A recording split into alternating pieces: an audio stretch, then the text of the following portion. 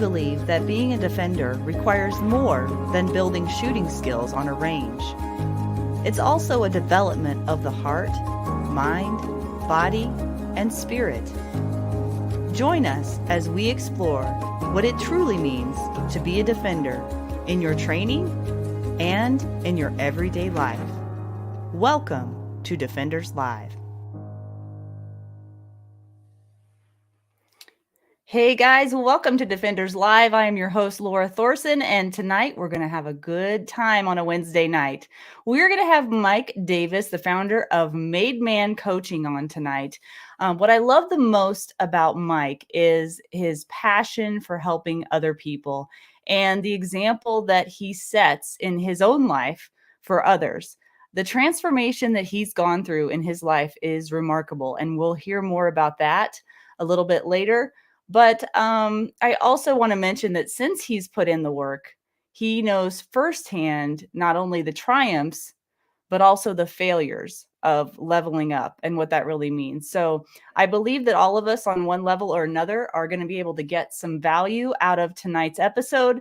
So I'll be bringing him on a little bit later. And also, I'm going to be unpacking the title of the show. Did you guys see the title of the show? It might be a little bit of a challenge, and I'll explain that a little bit later. But first, if you're new or watching this as a replay, welcome. I'm so glad that you're here tonight. I'm glad that you're tuned in. Please drop in the comments where you're watching from. We always want to hear from you. And Adam Lynch, the founder of Defenders USA, is in the background helping me behind the scenes tonight, because I need all the help I can get. Thank you, Adam. So don't be alarmed if you see him pop on the screen during the interview. Sometimes he has comments or questions for the guests. A few announcements before we officially begin.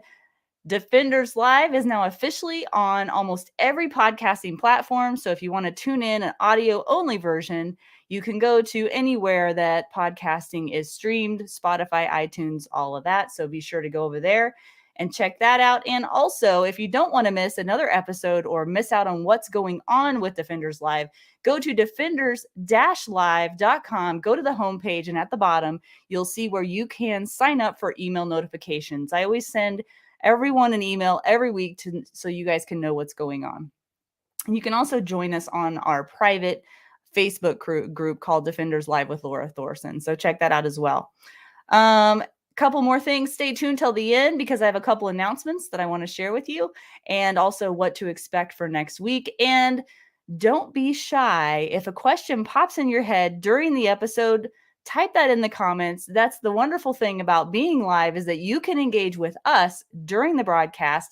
If you have a question, type it in the comments, and we're going to have a live Q&A at the end. If we have questions, we'll ask Mike those at the end. So let's see who's tuned in tonight. I see Kathy is in the house. Hey, Kathy, and Lynn from Arizona. So glad that you're here. Eric from Oregon, I see you.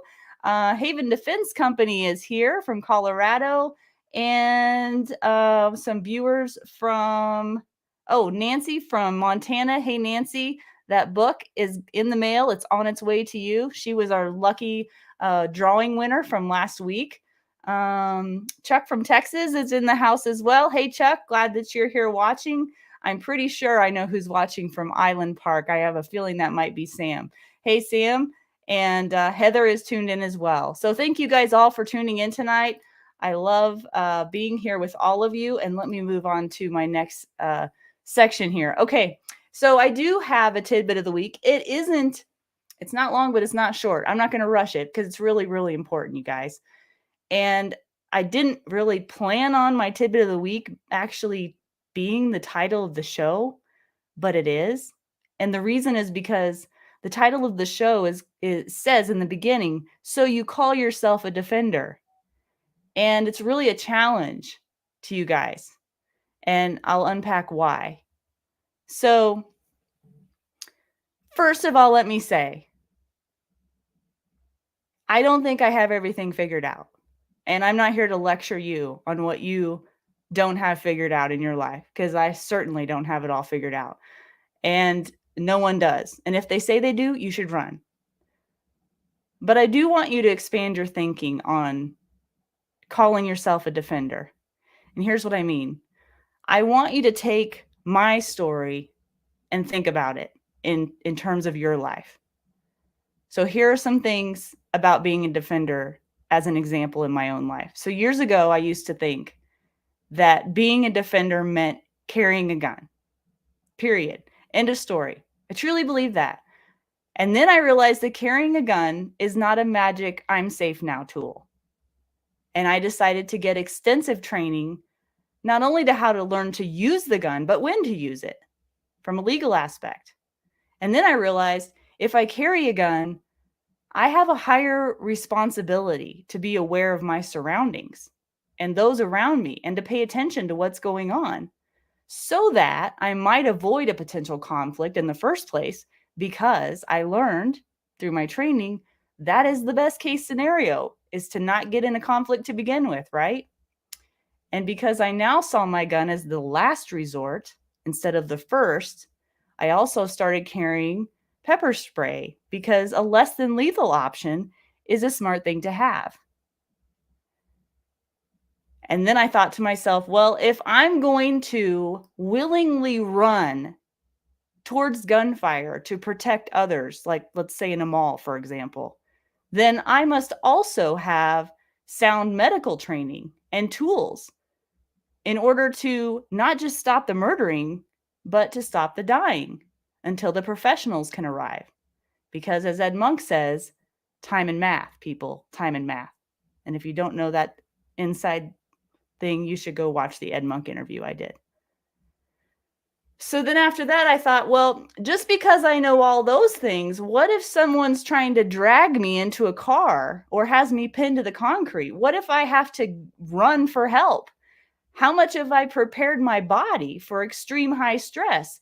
And that made me assess my own physical fitness. And then I realized I can have all those things. I can be trained beyond trained. But if I lose my marbles mentally by panicking in that same situation, then none of it will matter, because I will be making horrible decisions and potentially doing more harm than good. So when the stuff has hit the fan, let's say, and I have done literally everything I can to protect those I love and have used every tool, every resource, and every ounce of energy to make the right decisions on potentially the worst day of my life, then what? What kind of legal, financial, emotional, and social aftermath will come after being involved in a violent attack? What kind of a spiritual struggle will I encounter if I haven't thought all of this through in advance? And now I realize this journey of being a defender has a very small part to do with the actual skill of shooting a gun, and everything to do with being a defender in all areas of my life. A defender of my health, a defender of my finances, a defender of my marriage, and of my heart. What if this defender's lifestyle goes deeper and really boils down to living an authentic life, doing the hard stuff when all you want to do is run away? And what if all of that starts with the people at your kitchen table?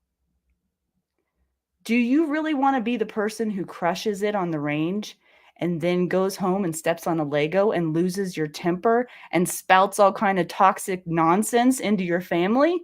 Do you really want to be the person that feels tired and unmotivated because you've let yourself down and your spouse down multiple times?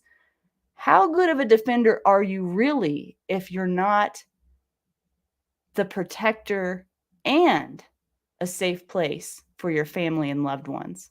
What are you really defending? I want you to think about that. What are you really defending? What good is being a protector if you cannot lead or be led? Whew. I really am passionate about this, guys, and I know that Mike is too. I just have a couple more things to say and then I'll bring him on. I believe, I'm like getting emotional about this. I believe that every small decision that you make in your day reflects who you really are, not who you say you are, and not who you even tell yourself that you are. but who you really are. And the daily work that you put in by yourself behind the scenes will show itself in everything that you do and be multiplied in a high stress environment. So you say you're a defender. I say take an honest look at what you might be missing from that equation. And I take an honest look at myself all the time. Ask yourself, what are you lacking and how can you fix it? Because being a defender, to me, is a mission and a never-ending journey of learning to be a better person, both on and off the range. So, for those of you who are wondering, why do I have Mike Davis coming on the show tonight? That is why. Mike is here to help us unlock one of the many puzzle pieces in this equation that I just talked about. So I hope that you enjoy our conversation tonight. So let's get right into it. Mike Davis has served over 14 years active duty in the Navy. He was medically separated due to injuries from his service. After his hip injury, he walked with a cane for over 14 years. After that much time buying into all the things the doctors told him he would never do again, he had become, these are his words, overweight, lazy, impatient, and a miserable man. He says he was on the verge of destroying his marriage and his relationship with his kids. And then everything changed when he decided to start working with a coach, getting his mindset, nutrition, and daily habits right, and building systems to ensure long-term success. And if I'm not mistaken, I believe he not only doesn't walk with a cane now, but he's lost over 60 pounds. And he's told me that he has the best marriage ever now. He's very happy with his marriage and his relationships and his family. And he is using that experience combined with his 20 years of training in leadership and personal development to build a program to help other men bridge the gap between the man they see in the mirror and the man they know they want to be. So let's bring Mike Davis onto the show. Hey, Mike. Hi, good evening. I got chills. I loved your stuff. I was over here taking notes. You didn't know I was going to do all that, did you? No, that was awesome. Thank you so much. I loved everything you said. Well, you know, you and I are on a mission, I do believe. And there are a lot of similarities about our missions. And I think that's pretty cool. We talked on the phone. Was that yesterday? I can't remember what day it is half the time. We talked on the phone and we had a good conversation. I'm curious to know, let's just start with your transformation. Let's start there. How did you get to where you are now? And what led up to that moment to decide to make that change in your life? What is this a crazy story? It's kind of funny because the thing that made me make the decision to finally change something and start looking for the answer was, and I'll keep this PG. I don't know if we have any kids on here, but I got out of the shower one day and we have a little half wall beside my shower, and I passed the half wall, and out of the corner of my eye, we have these big mirrors on the wall, and I saw my reflection. And I swear to you that I thought that there was a fat, naked intruder in my house. Like, I literally ripped the towel rack off my wall. Like, because I thought I was about to fight. And I mean, it only took me a second to realize it was me. And then I threw up in my mouth a little. And I walked dripping wet, naked, directly to the living room. And I said, I'm so sorry. Something's got to change. Well, because Facebook's always listening, you know, like 20 minutes later, I see this ad, right? I see this ad and it says, hey, are you sick of being fat and tired and lazy and miserable? And I said, hey, I'm all those things. So I called a guy named Kyle and I started working with him in his program. And because what I realized was, for many, many years, you know, I was a command fitness leader for many years in the Navy. I was responsible for getting dozens, if not hundreds of people back into standards so they could stay on active duty. And I did the personal development thing for decades, but I wasn't applying any of these things that I knew in my own life. Mm-hmm. I had just given up. Mm-hmm. And what I realized was the best coaches have coaches. Every single thing that you just said and everything that I'm going to say, first of all, there's nothing new under the sun. Somebody has Right. said these things before. Right. Maybe we package it a little different. We all have our own flavor, if you will. Mhm. But at the end of Mhm. the day, most of these things are universal truths. But Mhm. what I also realized in that moment was world-class athletes. I know we have the Super Bowl coming up, right? Like world-class athletes, people that get paid millions of dollars a year, or they go to the Olympics. Guess what they have? Coaches. Coaches. It doesn't matter how good you are or how much you know. Having somebody to hold you accountable and responsible to your own word is Mhm. unbelievably powerful. I still Mhm. have coaches. I will always Mhm. have coaches, right? Because I think also the best coaches have coaches, Mhm. because then you don't run the risk of buying into your own hype, maybe like believing you Mhm. got it all figured out. Because just like you said, none of us have it all figured out. We'll never get Right. there. And Yeah. so that day literally changed my life. And so that was December 30th. I started on December 31st. So I decided to change the way I ate, change the way I behaved on New Year's Eve, because I'm a masochist, I guess. But I did it, right? I got through that day. I remember my wife made this delicious chicken dip. And I was like, cool. So I'm like portioning out myself some, right? And normally, old me, I was just shoveling it in like, oh, we ran out of chips. We need something else to dip in here. And I was able to control myself that day. And within my program, I have something called the 7-Day Savage, because I think a lot of people don't start on this journey, whether it's physical, whether it's mental, whether it's educational. I think a lot of people don't start on that journey because they're looking at the end. They're like, wow, it will take so much time. It will take so much Oh, work, right. right? Like you're so afraid of how long it's going to take that you never take the first step, Right. you It's know? overwhelming. Right. And so here's what I figured out for me. About a week into this process for me, I woke up and I felt like a lion. Like I woke up and I'm like, Really? I got it. Like I got the world, right? And I had lost like 3 pounds or something. Like it wasn't like I had some epic transformation in a week. And Yeah. I woke up and I started journaling and I said, why do I feel this way? Right. I was really trying to dig into it. Yeah. And what I realized was, for the first time in as long as I could remember, for a week straight, I did every single thing I said I was going to do. Yeah. I followed through on my word every single day. Yeah. And so what I tell people, and now I primarily work with men, but what I tell them is, I said, look, the difference between you and the guy that you want to be 5 years from now, if you look at that man, what does he do every day? Right. And Right. if you implement the Mhm. things that that man does every day, you are Mhm. that man. Right now, it's just a time factor. You just Mhm. haven't been doing it long enough, Mhm. but you're already him or her. Right. Mhm. You're already that person if you implement the things that that person does on a daily basis to be the successful person that you see in that future self. But you said that the doctors and all these other people told you these things and you believed them for I years. absolutely did. And so Yeah. here's the thing. I really liked my surgeon that did my hips. Great guy. Good doctor. They waited a very long time to get me in front of the right person, so I knew that it wasn't going to be perfect. And we just had a very candid conversation. I was a martial artist for years before I got hurt. I liked going to the gym. It was never like super like I have to go to the gym. A lot of times I do body weight stuff, but I liked working out. I liked being physically fit. I enjoyed martial arts.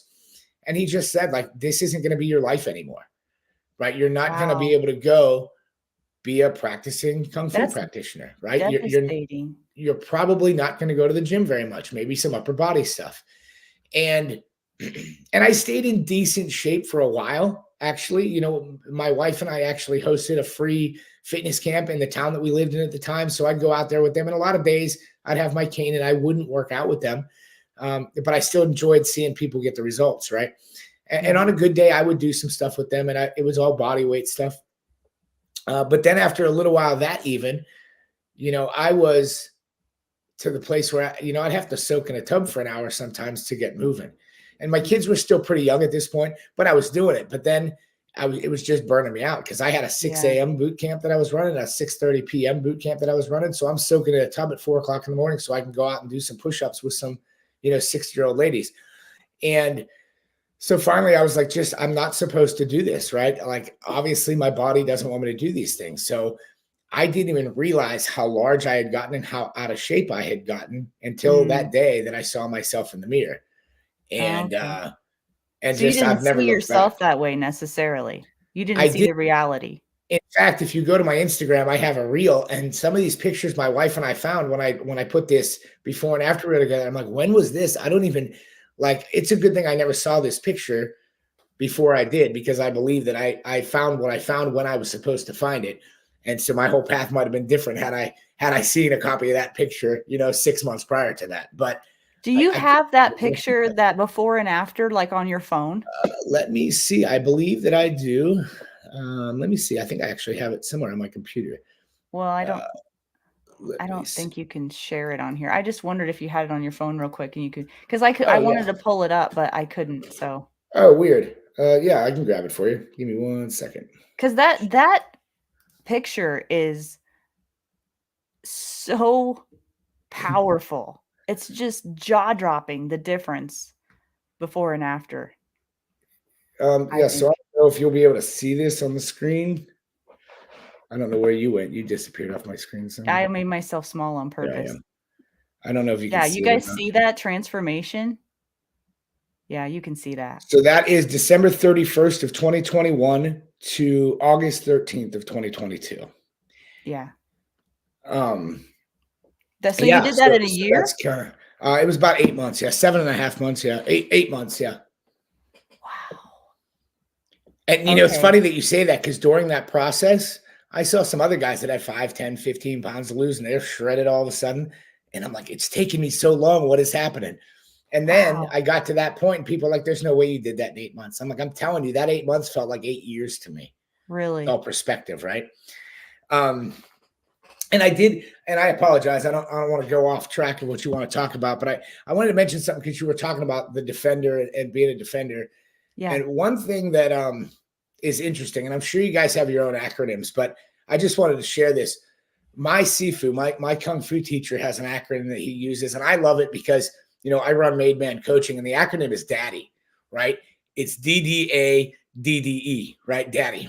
So, and it's all the things you talk about, right? Deter, detect, right? Deter by Oh, walking with confidence, right? Which you give people by giving them some training, giving them some confidence, right? Deter and then detect, right? Pay attention to where you are. yeah. Situational awareness is not a skill you learn from Google videos. It is a way of life, right? Yeah. And Yeah. so if you think you're going to pick up a book and learn how to really be situationally aware, I've got some news for you. You need to call Laura or somebody like her and get some help with that. Avoid, obviously, walk across the street. We don't need that fight, Right. right? And then obviously diffuse. You want to diffuse the situation. You never want to have to be lethal. You never want to have to get in a fist fight. You Mhm. don't want to do that either, because even if you're justified, right? Like you were talking about the legal ramifications, and I talk Mhm. to people about this all the time. If I'm in an adult beverage establishment or a restaurant, and somebody says something lewd to my wife, right? I don't like that. It's not appropriate. We will probably leave, though. And I Mhm. think a lot of times guys, and this is something we work on too, this whole ego and masculinity thing, like I have to Yeah. get up and defend her honor. Now, am I going to say something? Probably, but we're going to leave. Because if that guy pushes me because of something I said, and then I defend myself, Mhm. even if the police decide I'm justified, that guy is going to sue me and probably own my house to replace his teeth, right? He's going to sue me for $1 million for a new set of teeth and whatever else happens. And now what Mhm. happens? My ego felt better in the moment, right? Right. But now we're homeless. Right. So my wife would have rather we left that restaurant, right? Yeah. And so I think when you're talking about the Lego, right? I talk about that all the time. Yeah, I You stole know, that from you, the Lego that's thing, but okay. it's That's true that though. there. It's There absolutely is true. no parent on the planet who hasn't stepped on a Lego and at least muttered a really bad word under their breath at the very least. It's the Absolutely. worst pain in the world. But here's the thing that you were kind of touching on, and this is what I really like to focus on with. Like obviously the fitness and the nutrition matters, right? Because if you cannot jog a city block, then you are not able to defend yourself, right? And I'll tell you why. Hopefully, you're not jogging a city block and still having to fire on somebody. But the amount of adrenaline that will course through your body, if you're ever in a situation, your breathing will get shallow, your heart rate is going to be bouncing out of your chest. You Mhm. might as well have ran a city block. Mhm. And you probably do not have the aim that you had when you got to take some nice calm breaths. Mhm. And Laura says 1, 2, 3 pool. You know, like you don't have any of that stuff, and you're probably not even standing, let alone in a weaver stance or in any kind of tactical Hope you're stance not that in a you've weaver trained, stance. right? Like you're Yeah. not. Somebody shoved you, you're laying on the ground. Like there are all these things. Yeah. But the biggest problem, I think, to back it up to what I really focus on is you have to be a defender. In the odds of you needing to use a firearm are relatively low, right? Mhm. I mean, they're low, right? I'm not saying there aren't shootings, but it's a pretty low thing, right? Mhm. Most of the people that you know today are not going to have to shoot somebody tomorrow. Okay, everybody would agree with that, I think. But the odds that there's going to be chaos in your family today or tomorrow or the next day is pretty good, Yeah. right? And I'm not saying it's going to have to be a death, but it could be a bad medical diagnosis. Mhm. It could be a death of somebody you know that's not even a loved one. It could be a car accident. And what happens when you aren't safe enough? You haven't created a place for your people to feel safe enough to come to you for that help. So now Mhm. you don't even have the ability to be the defender for them and to hold them strong because Mhm. they are afraid to come to you because you don't know how to control your emotions in everyday life. So true. It's Now really you a full suck. circle thing, Mike. It's a full circle thing, and I think much of the industry is blinded to that. Really. I mean, and it's because shooting is fun, right? It's a fun thing. We so, do it socially, blah blah blah. And I'm not downplaying it. It's important. But what about the other things, right? And you talk about that too, like, okay, yeah, you I use firearms to help people gain confidence, build skill, learn more about themselves. But you do the same thing with the squat rack. You were talking about it the other day that the best place to find presence, you have to be fully present when you got a lot of weight on your back, right? So you're using the gym as a tool as well. Absolutely. Yeah. And not even just the gym, right? But like nutrition. And I tell people this all the time. And I shared a clip the other day on Instagram. I don't know if it was that clip, but when I can learn how to control what goes into my mouth, if I can count the grams of protein that I ate today, then I can absolutely count the words that come out of my mouth to my wife when I'm angry. Hmm. Because which one, first of all, it is much harder to walk past the pizza, right? Like, or the donuts or whatever that is for you, or the alcohol, or the drugs, or the pornography, or whatever that thing is for you that you use as sedation in your life. Mm-hmm. It is much harder to walk past that. So if I can teach you to be in control of that, then the next time your wife is a little cross with you, it becomes much easier to pull yourself into the present moment and not say something that you're going to regret. Now, Mm-hmm. I'm not saying that we're perfect at it. Like I still screw it up. But I'll tell you the big difference is when I screw it up now, I recognize it immediately and I Mm-hmm. apologize sincerely immediately. Mm-hmm. And the best gift that has given me, because there are still times that my wife thinks I'm a jerk, right? It happens, right? But now what I've learned through this process is I no longer need outside validation. Okay, so if you are going to be a defender of your family, then you have to be able to do what is right because it is what is right, not because it's what your family thinks you should do or society thinks you should do. It has to be that you did the right thing for the right reason, regardless Mm-hmm. of how you felt. So even if I feel like screaming back at my wife, it's not the right thing. And one of the things that's helped me a lot in that, right? And I know we were talking about firearms, but we're backing up a little bit because again, I think most people are going to run into an argument with their spouse much more often than they're going to run into Yeah. armed assailant. And so I could feel like doing that, but it's not the right thing. So two things that have helped me a lot. First of all, skip the freak out. Just tell yourself that. I literally have said that out loud before. Skip the freak out because it literally never helps. It never helps.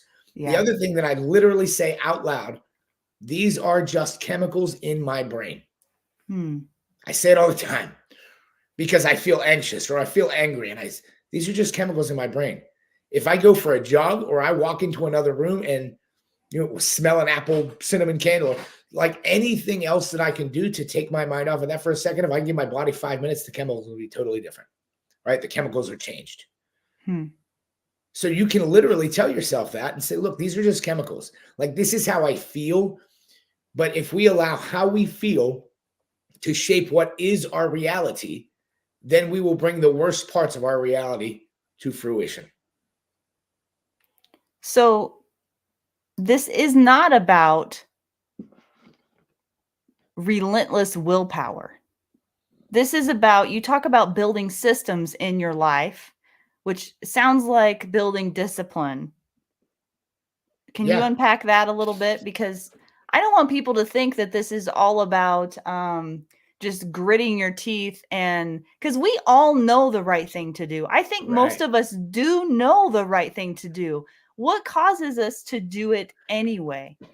Because it's easy, right? So we now more than any time in history. Now, everybody, please don't take this the wrong way, right? Because I realize we have problems and the economy is kind of weird right now. But if you look at the earth throughout history, we are living in the easiest time we have ever experienced. Like, it is so convenient now. You can sit in your rocking chair, hit a few buttons on your phone, and somebody will drive to your house and feed you pizza. Like, that is literally where we are, right? Like, we don't have really hard stuff to do anymore. And I had this conversation with a guy the other day, and he said, yeah, but my Wi-Fi's been out for 2 days. I said, bro, that is not a real problem. Yeah. I'm not saying it's not inconvenient. I'm not saying you have to figure something out because you got to do work. I understand that. But if my Wi-Fi going out is the worst problem I have in a day, I am not living a very hard life. And so we live in a very convenient time, and we are surrounded by sedation all the time, right? We're in front of screens all day. You know, like even like my children's generation, they will watch a movie while they play a game, while they watch a TikTok. Oh, jeez. Now, the problem with that is then your brain needs all that stimulation all the time. We don't know how to sit with ourselves and be quiet anymore. And we most often don't make ourselves do hard things. Now, I am not equating the gym or eating the right foods to experiencing a death in your family. But what I will tell you is that if you can build some systems for yourself to attach real, meaningful purpose to those things that you do, that emotional stability and control that you gain will allow you to be the rock for your people when they need you. Every time, because it's all connected. And so here's the example that I give all the time. I don't eat at McDonald's. Now, if you're a McDonald's executive, don't be mad at me. Like, I don't believe there is such a thing as a good or a bad food. Now, scientifically, are some things worse for us than others? Absolutely. But I don't care what you eat. Everything is a trade-off, right? If I decide to eat a bunch of pizza today, then the trade that I'm making is I probably don't have the same impact tomorrow on human beings' lives, because if I can't live in my own discipline, how am I going to help somebody else find theirs? So the example that I use a lot is McDonald's. I have not eaten McDonald's since I started this process. And it wasn't because of McDonald's specifically. There just happens to be a McDonald's by my house. And that very first day I said, you know what? I'm not going to eat McDonald's anymore. Now, here's the thing. I could probably eat a Big Mac today, and I might actually look like, you would never know it, right? Like, I might actually look better. It's a little extra fat, a little extra you and carbs. God would know it. I might look swole, right? Like, but my brain would know it. And now I'm speaking to a husband or a father who's struggling to connect with his wife or his kids.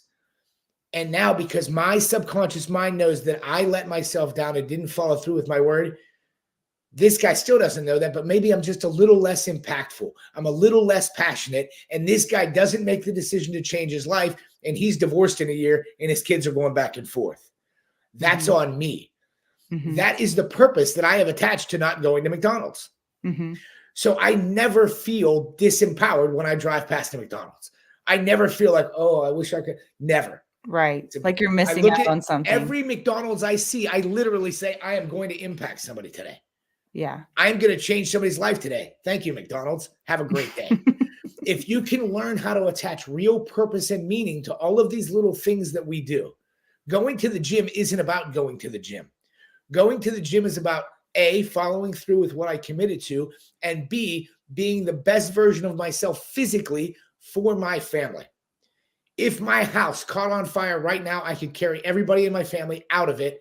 No problem. Oh, tell the story of that guy that you were talking So about. there is a guy, and I will not share his name because it's his story to tell, but he made his decision to change his life because, and he is not in my program, full transparency. He went through his journey the same time I did, but what changed his life was his gym is a few blocks from his home, and he was walking to the gym.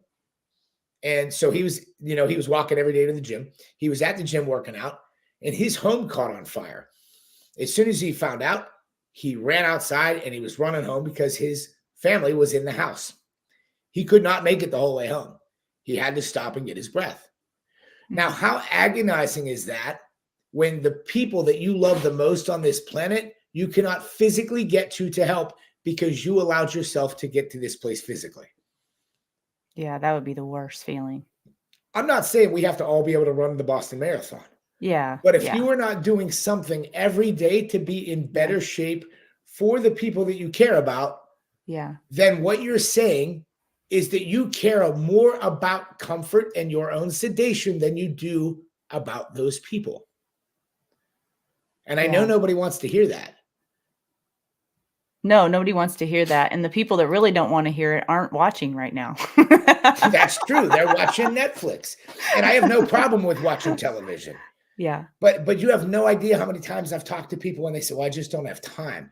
And I'll go through their day with them. They say, oh, I come home from work. I have a couple of beers, like to kick back and watch, my favorite show is this. And I like this show too. I said, that's really cool. I didn't realize NBC was sending you a check to take care of your family. What do you mean? Well, if it's that important, you must be getting paid or something. Oh, you really just sit in front of the TV for 4 hours a night, but you don't have time to get yourself in better shape so you can see your toes and play with your grandkids. Priorities, man. It's all about priorities. But attaching that purpose is what really, really changes it. Because again, the gym sucks half the time. If I only went to the gym when I wanted to go to the gym, I would be there twice a month probably. You know what I mean? Totally. Like when I wake up in the morning, I'm never like, let's go to the gym. Like I was like that the first 3 days. That's motivation. Right. But now it's about something else. Yeah. It's about my wife seeing me crawl out of bed when it's freezing cold in the morning, and she knows I don't want to, but I do it anyway because I said I would. Hi, Adam. Is your dog asleep? No. So Mike, you were completely speaking my language. I got to tell you, I'm thoroughly enjoying this interview. A quick question. I want to go back a little bit. You used earlier the acronym DADDY, D-A-D-D, or D-D-A-D-D-E. You finished the first couple, right? Detect, deter, avoid, diffuse, and then we moved on. Oh, what are I'm the sorry. D and So the last D is obviously defend, right? Oh, and that comes back to your point. So I'm sorry about that. So it's deter, right? So you're walking like you're a hard target, right? You're paying attention. You're not on your phone. Do you know how many people I see in dark parking lots, women especially, in dark parking lots at night, walking from the grocery store looking like this? Mm-hmm. Yep. You get attacked by 7 different people and you never see any of them coming. Mm-hmm. Yep. Right? Like your phone, Instagram will be there in 3 minutes when you're inside your car with locked doors. So, deter, obviously, detect, you're paying attention, avoid when you can, cross the street, go back into the store and wait for the crowd of people in the parking lot to clear, right? Diffuse if you have to be confronted. Diffuse the situation the best you can. Talk them down as you work to get away. Defend, obviously. Last resort, if you have to defend yourself, my motto is violently defend yourself. Agreed. I am ruthless. I'm talking testicles, throats, eyeballs. Whatever. If you're shoot them until you don't have any bullets left. Radically, violently defend yourself if it gets to that point, and then escape. Agreed. Escape. Okay. Now, please don't get me wrong. If you shoot somebody and they're laying on the ground, don't stand over them and empty your clip. Don't do that. No. You shoot until they are incapacitated to the point that you can escape. Escape is the last one. So sorry, I didn't mean to not finish that acronym. I'm going to jump back out. This is a fantastic interview. I just want to be sure I got that. Yes, sir. And that's Rob Doggett. He's the Sifu at Chesapeake Jeet Kune Do. Let me give him credit. Sifu. Okay, I have another. Okay, let's go down this other rabbit hole here because I agree with this. I think I agree with this. I want you to unpack it a little bit. But this is funny enough. We were on the phone and you said something about, we were talking about balance, and you said balance is garbage. And I loved it because there's been a couple of times on my show where balance has come up. And I know it's like this cliche thing, but I like think of it in my own life and I'm like, ah, no, that's not really how it works for me. I'm like incredibly passionate about the things that I do, and sometimes balance goes out the window. So unpack for us what your idea is about So balance. I think it's really adorable that you changed my word to garbage. So we'll keep garbage, right? I think I used some more alliteration. I'm pretty sure I used a B word, but yes, I think balance. I think balance is real, except I think the balance everybody thinks they're looking for is a lie. I Yeah. think it's a marketing ploy, honestly. Yeah. If somebody tells you that they can give you balance, they're a liar. And here's why I say that. First of all, when you think of balance, most of the time, I think most people's brains go to balance time between my children and my wife, or my children and my husband and my job, right? Like balanced amounts of time between work and home. Yeah. So first of all, for most people, that is almost impossible. First of all, in America anyway, and really in the developed world, it is very difficult to be gone for exactly the same amount of time that you're home. The other thing is, I think, everything is seasonal. There's going to be a time in your life. If you're in your 20s and you're working to build your life, you are probably going to be more focused on growing your savings account and getting yourself a little cushion. Or if you just started a business and you're young, you have to get that business to profit, right? So there might be some evenings that you work a little late. There might be days where it feels like you work from the time you wake up till the time you go to bed. So just recognize that that's the season you're in. Mm-hmm. Then there's going to be another time you're retired, you're on vacation, where you get to spend all of your time with your family. But people say, well, my kids don't get enough attention. My wife needs more attention. No, they do not.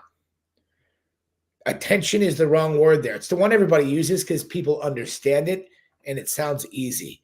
What people need is intention, not attention.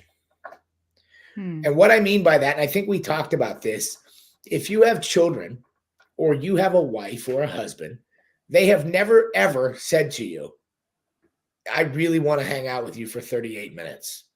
Or I really want us to be together for 96 and a half minutes, because that's how long you were gone for that work call. Mm-hmm. Kids say, I want to play with you. They need uninterrupted quality time. That's what they need. If you have a small child, 4 or 5 years old, 30 minutes of undivided quality time with that kid is the world. Yeah. Right? And so first of all, who can spend 8 hours looking at the other human being? Like if Laura is my wife, I cannot look at her like, I got you. This is your time, 8 hours. I can't do that. Mm-hmm. You go insane, right? But the other thing is, I think they try to sell you balance because the thinking is, because we live in this society full of sedation. If I had more balance, it would mean I would work less. No, it does not. If you were literally able to find a way to balance the time evenly, what it would mean is you got much better at your job. If you look at the statistics, most people that work an 8-hour day actually accomplish like 3 hours worth of work, right? Because there's no intention there either, which is the other thing I love about what we do, because my goal is to help you put intention into everything. If you have a crappy job, you need to be the best person that's ever had that job ever. That's how you get rid of that crappy job. Yeah. If your spouse is negative all the time, no problem. You have to be the example, right? You can't control them. It's just like the balance in the marriage thing that we talked about, right? Everybody says, oh, it's got to be 50-50. No, it does not. It has to be 100-100. Has to be. I have to be all in. Everything in my household, everything is my responsibility. Everything. And if my wife is living the same way I am, then she puts everything on her shoulders. Now we are truly living for the other person and everything is gravy. Mm-hmm. Because if you say 50-50, everybody wants the easier 50, right? Nobody wants the hard crap. Yeah. So it's got to be 100-100, because we can't put it on anybody else. And that's attaching purpose. If I fail to follow through, your children suffer. Like, I am responsible for you, because if I let myself slip, then I give you the excuse and now you can slip. Mm. Right? That's a good way to look at it. All I'm trying That's a to motivator for sure. All I'm trying to do is take away your excuses. Yeah, I'm sure you hear You know how many many of guys those. I talk to that say, well, I have bad hips, bro. I said, man, you got to do better than that. Let's go. What else you got? I got a bad neck. Oh, me too. I'm having surgery Friday. What else? You know what I mean? Like, oh, I got kids. Everybody has kids, bro. I work. Everybody works. You know what I mean? Like, my job is to show people that it can be done if they make it a priority. And the reason they have to make it a priority is because otherwise you'll get to 65 and you'll be the person in that hover round commercial. You ever notice how the hover round commercials or the Jazzy, they're always in the Grand Canyon. Who the hell wants to ride a Jazzy through the Grand Canyon? Right? But like, they're always doing this cool stuff. Like, I want to be able to physically do that. I want to climb up some rocks if I want to. You know what I mean? Like, but the only way, and that's, people always talk about their best life, their dream life, and they got goals. And on that goal board, 90% of the time, you'll see a favorite car they want to buy or their dream home. How often do you see somebody doing push-ups on that dream board? Right. Right? Like, being physically active enough to play with your kids or your grandkids, or being able to take care of yourself when you're 65 or 70 years old, that needs to be a part of that dream life picture too. Yeah. Well, it's because everyone thinks of the right now, right? Right. They're not really thinking into the future. They're thinking of and that's a selfish focus too. And that's a common, we're human, right? Selfish focus. Absolutely. And so, Yeah. and I told you this the other day, like, and that's a great point, actually. So you look at what that future person looks like who is that guy that can have that beautiful piece of property? Who is that guy that has added enough value to the world? Because another mistake we make now is we just want people to pay us more. And that's not how the world works. We get paid on the value that we bring. Well, we now, should. I'm not saying when we first go into the workforce, maybe our value isn't understood yet because we're brand new to the workforce. But if I'm in my 40s and I'm earning minimum wage, then I haven't gotten it done. I haven't shown people what my value is. Otherwise, they would be paying me more. Right? And so what is the value that that man brings that can have that car and that house and that lifestyle? What are the things he does? Now bring it back to now and never leave now. Every day. Because you know what? If I slip today, it's over tomorrow. There is no shame cave. That's the other thing we do. We bury ourselves in this shame cave. Shame cave. We're like, oh, it's Wednesday. You know what? I said I was not going to eat pizza and I had that piece of pizza. I'll just start over Monday. What? Oh, yeah. You start over right now. Oh, yeah. Right now, get out. There is no shame. Yeah. Shame doesn't serve anybody. Yeah. Right? So then we never leave now because today is all that matters. Back to your Lego thing, and I'm sorry if I'm getting off topic. No, it's okay. Back to your Lego thing, and this is the example that I give to people when we go over the Lego thing and skip the freak out. Okay, so we've all done that. You already addressed that. Like, everybody's done that. And maybe it wasn't Lego. Maybe you hit your shin on the kid's bike that they left on the front porch.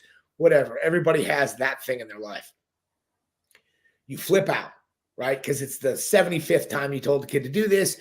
And you're like, you know what? You're never touching Legos again. The mistake that happens most of the time is we start attacking because we feel like not heard. And, it gets into all this trauma stuff, like from when we were kids and we didn't feel heard. So we start freaking out on our 7-year-old kid, right? Now, I'm not saying there shouldn't be consequences. The Legos should go away. Kid doesn't get the Legos for a couple of days because he didn't listen. But we can spew some vitriol when we're angry. We really can. So here's the exercise I have people do. And this is a little dark. So plug your ears if you don't want this. But here's what I would tell you to do. If you close your eyes right now, if you're at home, close your eyes right now. Imagine you go to bed tonight. You wake up tomorrow morning. You walk into your kid's bedroom and your children are all dead in their beds. You never get to speak to them again. the last thing they heard you say was having the freak out about the Legos. Oh, How does that make you feel?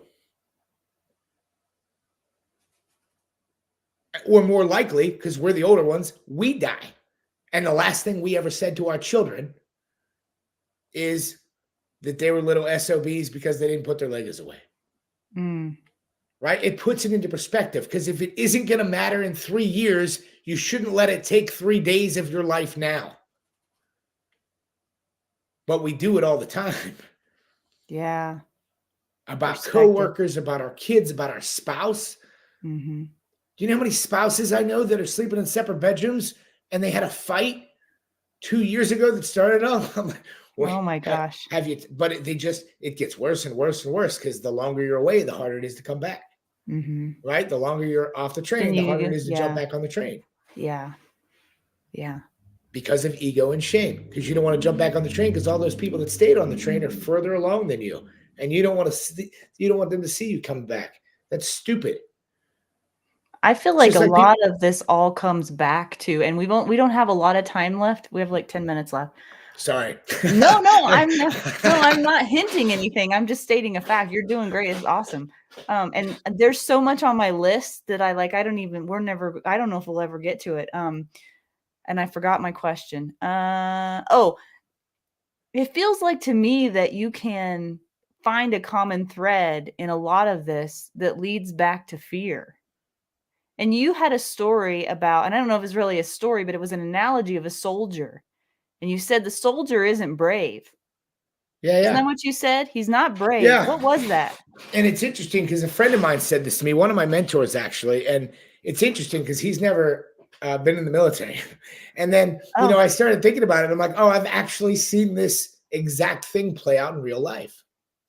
Like the soldier or the Marine that leaves the trench to run into the gunfire is not feeling brave, right? He's scared. He might have peed himself a little bit because he's literally running into bullets, right? He's thinking of his mom, his girlfriend, his wife, or her husband, who, the soldier could be a woman as well. But the point is, they are not feeling brave in that moment. It has nothing to do with bravery. They're doing the right thing because it's the right thing. It's what they are supposed to do. But they are brave because they acted brave.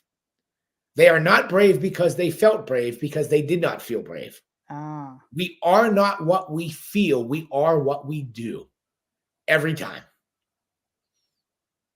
So it's the action that makes it brave. It's not the how, action that makes not it how anything. It's the action that makes it anything. If you love your kids, right, but you don't know how to speak to them correctly, then you're a shitty parent. Yeah. It doesn't mean you don't love them, but your actions reflect that you're a bad parent. Yeah. Right? Or a bad spouse. Yeah.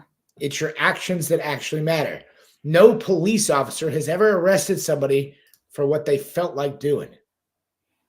Well, and I said that in the tidbit too. I said, what you do every day is a microcosm of how you're going to go into the world. I mean, the little decisions you make, the tiny little negotiations you make with yourself, or the lies that you tell yourself, those things are a small, like, how do I say this, Mike? Help me out. You said the quote that how you do anything is how you do everything. Yeah, I don't know if that was Napoleon Hill originally, but yeah, how you do anything is how you do everything, right? Like to take it back to gunfire, for example, and learning how to shoot a weapon, right? The interesting thing is most people that don't know how to, there are a lot of people that go to the range because it's fun.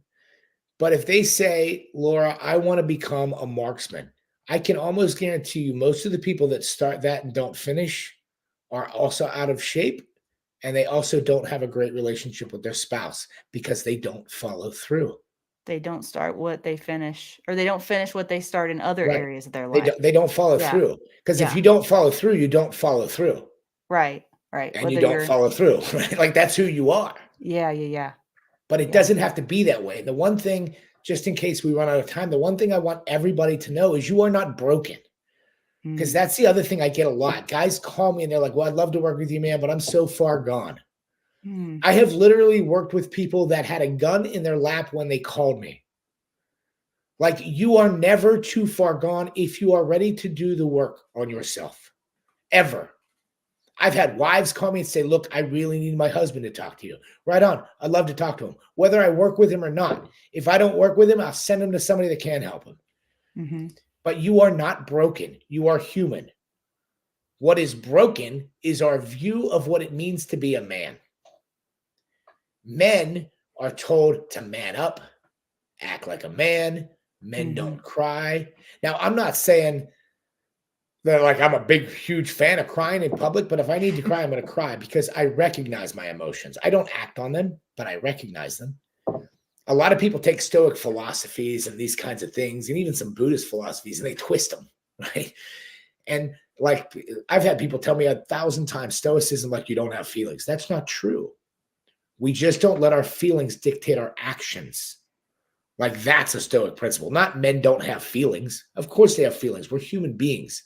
And the other thing is we have lulled ourselves into this thing where, like, we go to a church men's group or the VFW or the whatever, right? And that's great. It's great to have that community. And that's one of the things I learned when I got out of the military that I really missed. But when was the last time somebody at your church men's group raised their hand and said, hey, I'm struggling with pornography? Or, hey, I cheated on my wife 5 years ago and we're still trying to rebuild trust. And the guy says, no, we don't talk about that stuff. I said, what the hell do you talk about then? Because that's the stuff that matters. The football scores don't matter. You know, what episode of Game of Thrones you're on doesn't matter. This is the stuff that matters. But if you don't have a place where you can feel safe and open and not judged to talk about it, not to excuse it, to say, great, this is who you were, let's fix it.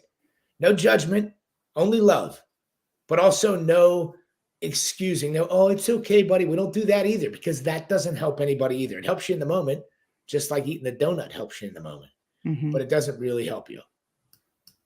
So I know that was kind of a roundabout answer to your question, but no, I love it. This is great. I mean, how you unpack things is really interesting. And I told you before, you're very unique in how you speak to people and the value that you provide. And I just really appreciate that about you. I can tell that you really care about helping people, and you have an example that you have walked the walk. You don't just talk the talk, so to speak. And so that's really valuable to the audience. Guys, we are going to get into the Q&A here shortly. I know we do have one question in the comments we'll get to here shortly, but if you guys have any other questions for Mike, please put those in the comments now. I'm going to go over a couple of announcements.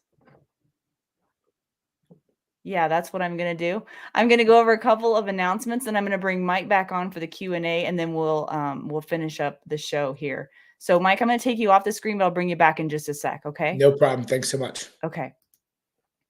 So put those questions in the Q&A, guys, so that we can ask Mike here in just a minute. But I want to say a couple things before we bring him back on to answer those questions. So I want to give all of my paid supporters at locals.com a huge thank you.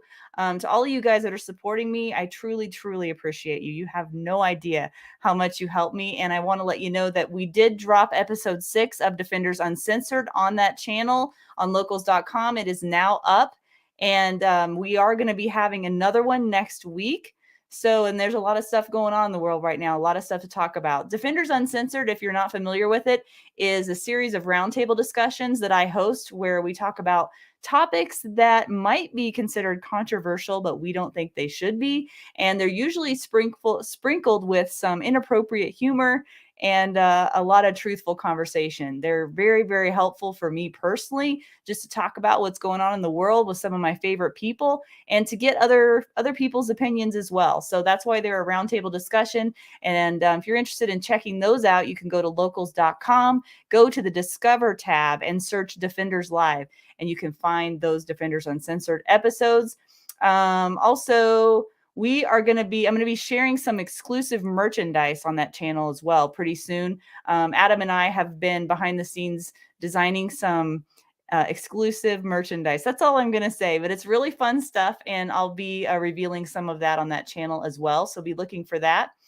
And last, before we go back to Mike on the Q&A, we are going to have Neil Widener on January 31st. So mark your calendars for that.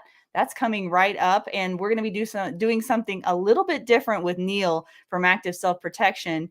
He is going to come on and host me on his live channel on the Active Self-Protection app. And on my channel, it'll be like a simultaneous live broadcast.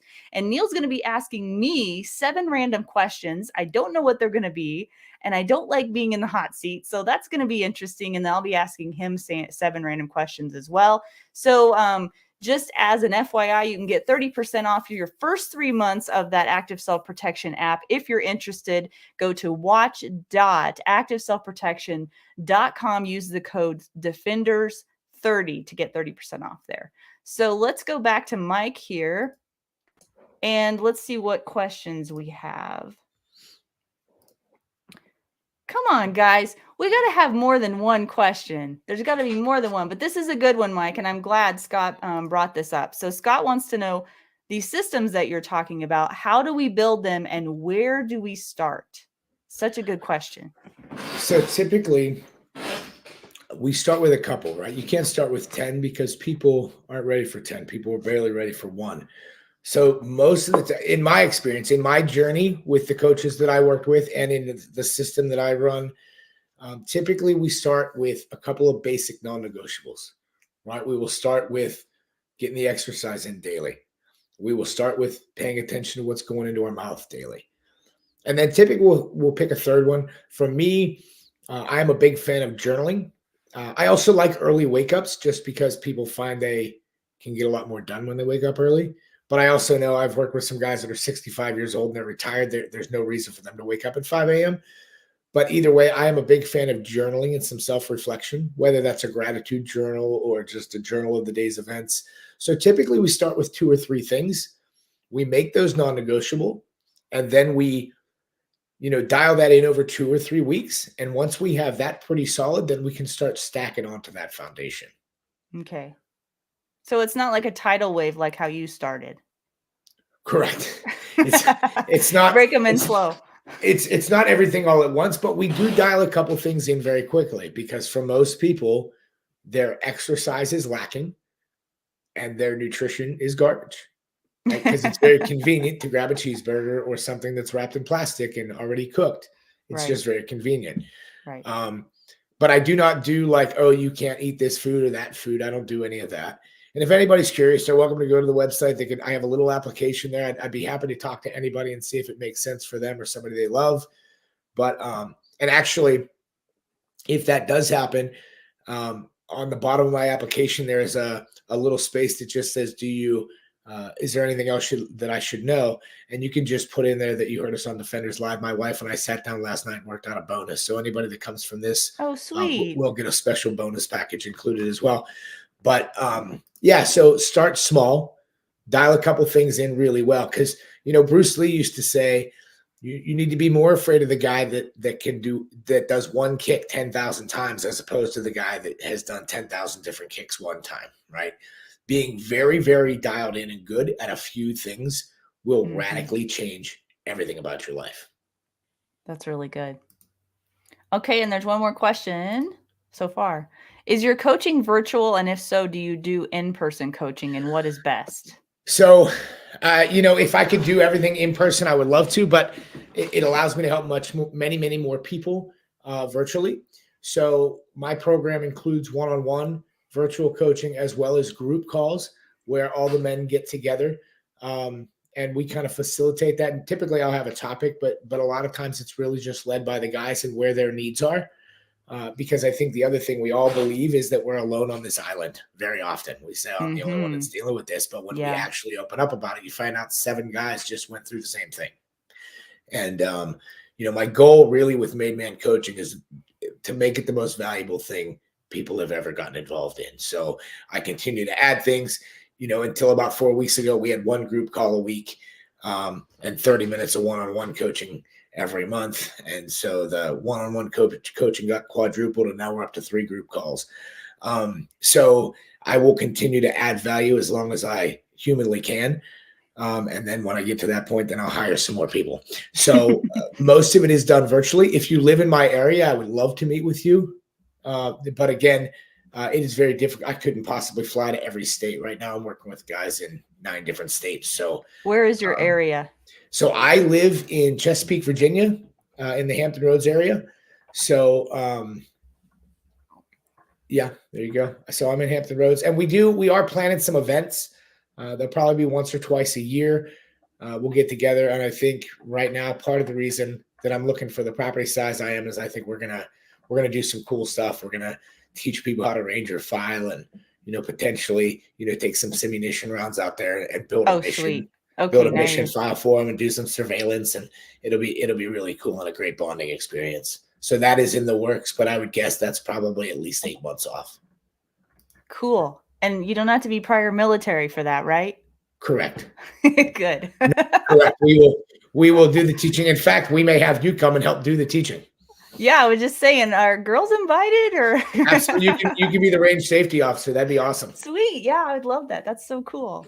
Awesome. Well, we don't have any other questions. Is there anything that you want to leave the audience with? I know that you kind of had that final thing that you wanted to say. And if you don't know of something, I know of something, but anything that you want to leave everyone with?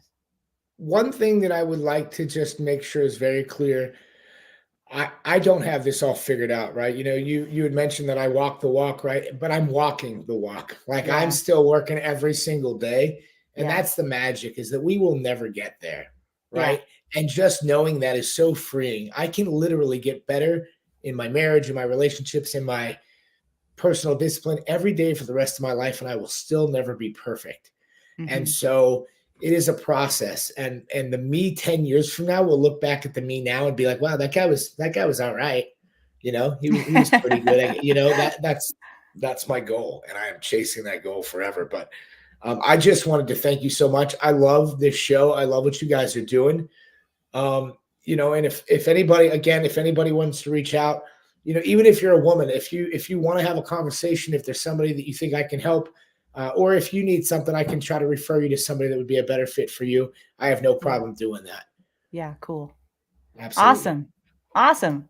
Okay, guys. Well, we're over the hour, but I think that's okay. We had a good time tonight with Mike Davis. Mike, thank you so much for your time.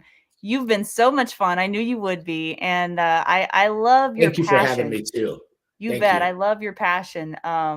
There is one more question here. I wonder if we should, Adam, should I go ahead with it? Why not, right? Okay, let's go ahead with it. You okay with that, Mike? Sure. I don't see the question, but I'm here. Tracy wants to know, what is the greatest challenge you see guys facing? And not to sound like ethereal about it, but I think most guys' biggest challenge is their ego. They wait so long to ask for help. Now, if you're asking like, what is the biggest concern for guys once they're working with me? Like, what is the biggest challenge? It is typically food consumption, I would say. Most guys are okay with going back to the gym, but most guys don't want somebody to tell them that they're eating wrong. But I think really, like, if we're looking big picture, the biggest problem I see guys facing is their ego. Because I'll talk to a man and he'll tell me, his marriage is pretty good. And then I'll talk to the wife and say, like, I'm almost out the door, because we blind ourselves with our ego very often.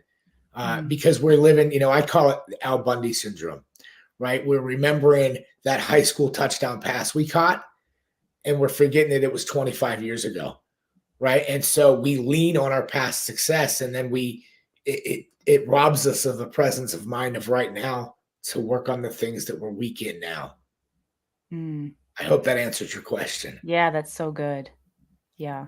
Tracy's awesome. Thanks for that question, Tracy. Okay, well, this time I'm really going to let you go, Mike. No problem. Thank you so much. Thank you so much for having me. You bet.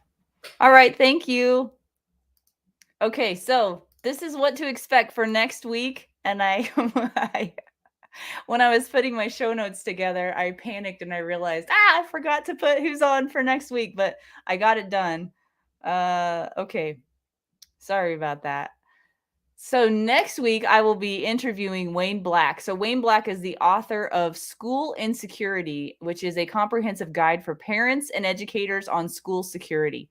Wayne is an author, speaker, former law enforcement officer, and internationally recognized security expert with more than 45 years of professional experience in both the public and private sectors. And there's like 2 more paragraphs of information I could give you about Wayne, but I think I'll wait until he's actually on the show next week to tell you all about it. But suffice it to say, the dude should know should know his stuff. He definitely has been working in this particular area for a very long time.